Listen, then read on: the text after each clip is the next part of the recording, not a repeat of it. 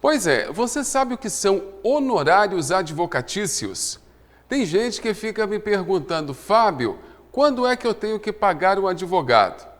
Para tirar todas essas dúvidas com relação ao pagamento do trabalho do seu advogado, nós conversamos com uma advogada que vai tirar todas as suas dúvidas. Acompanhe.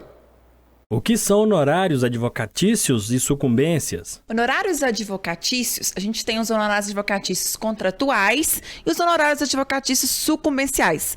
Honorários advocatícios contratuais são aqueles quando eu contrato um advogado, eu combino com ele um valor que eu vou pagar, por exemplo, R$1.000, R$2.000, R$3.000, para ele poder ajuizar uma ação. Esse advém do contrato que eu faço com o advogado. Já os honorários sucumbenciais, a parte que perde na justiça paga para o advogado da parte contrária. Por exemplo, eu entro com uma ação pedindo férias, 13º, horas extras e pedindo um valor de R$10.000. Se eu ganho esses R$10.000, a parte contrária, no caso o empregador, pagará para o meu advogado os honorários sucumbenciais. Ou seja, o juiz vai determinar de 5% a 15%. Por exemplo, R$1.500 para o meu advogado pago pela outra parte. Isso são honorários sucumbenciais. Quem deve pagar esses honorários à Justiça do Trabalho? Os honorários sucumbenciais foram objeto de mudança com a reforma trabalhista. E nessa mudança na reforma trabalhista, o artigo 790 trouxe que tanto o advogado do reclamante, que é do empregado, do trabalhador, quanto o advogado do reclamado, da empresa, eles recebem honorários da parte contrária.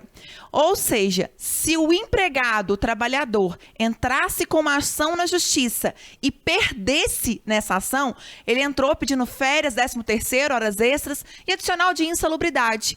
E ele perdeu esses direitos. Se ele perde, ele teria que pagar os honorários sucumbenciais para o advogado da empresa. E esse foi um grande problema da reforma trabalhista. Por quê? Inibiu os trabalhadores. Todo trabalhador ficou com medo de entrar com uma ação na justiça e não conseguir provar. A prova é um dos maiores problemas na justiça do trabalho. Se o trabalhador não prova aquilo que ele está falando, se ele não prova que ele não recebeu o 13º, se ele não prova que ele foi humilhado, às vezes por danos morais, às vezes se ele não prova que ele fez hora extra, ele teria ainda que pagar para o advogado da outra parte. Esse foi um dos maiores problemas trazidos pela reforma trabalhista. Quem é o beneficiário da justiça gratuita? São aquelas pessoas que conseguem provar que não tem condições de arcar com as custas na justiça. O que é isso? Muitas vezes, além de todo o processo, além de ter que pagar o advogado, de ter as custas com o advogado, ainda tem que pagar para a justiça, para o Estado.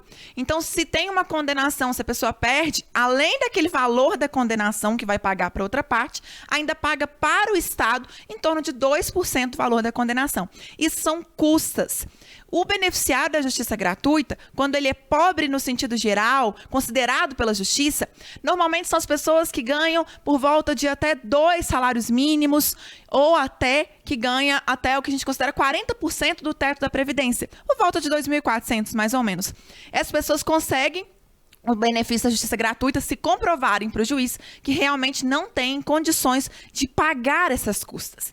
E aí ele é, então, declarado beneficiário da justiça gratuita. Mas lembrando que isso tem que ser pedido para o juiz liberar, para o juiz conceder o benefício da justiça gratuita. O que são honorários periciais? E honorários periciais já são aqueles honorários pagos para o perito que faz uma perícia. Por exemplo, em caso de adicional de insalubridade, quando trabalha em locais em que tem um som muito alto, ou que o calor é excessivo, ou que não tem a ventilação, essas pessoas têm direito a adicional de insalubridade. Adicional de insalubridade é aquilo que prejudica a saúde.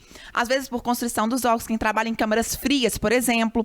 E aí, nesses casos, quando vai para a justiça, tem que ser feita uma perícia para verificar se naquela função tem ou não esse direito. E aí, esse perito, que é nomeado pelo juiz, ele recebe os chamados honorários periciais. Quem paga esses honorários? Quem perde a perícia na Justiça do Trabalho. Então, quem perde a perícia, se eu pedir adicional de insalubridade e não conseguir provar isso na Justiça do Trabalho, se eu perdi na perícia, eu tenho que pagar os honorários periciais. E aí foi a grande mudança que a gente teve com uma decisão do STF de aproximadamente uma semana.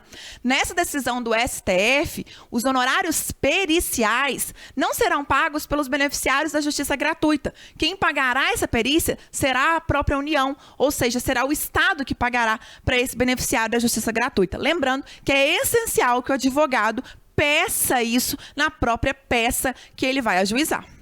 E quem deve pagar na Justiça do Trabalho? Veio então a grande mudança nessa decisão do STF do dia 21, aproximadamente 21 de outubro.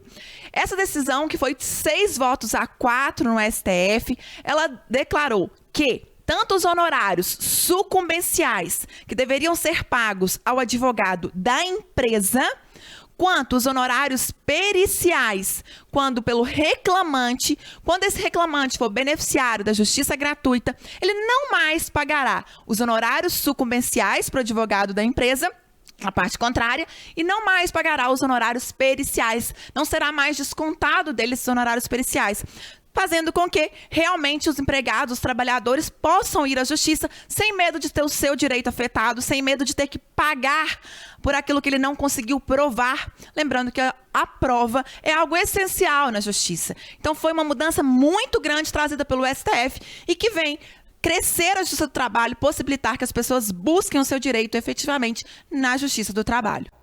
Muito esclarecedora essa entrevista aqui no Jornal Cidade Notícia. Você que tinha suas dúvidas com relação ao pagamento dos honorários dos advogados, advocatícios, você retirou todas essas dúvidas agora.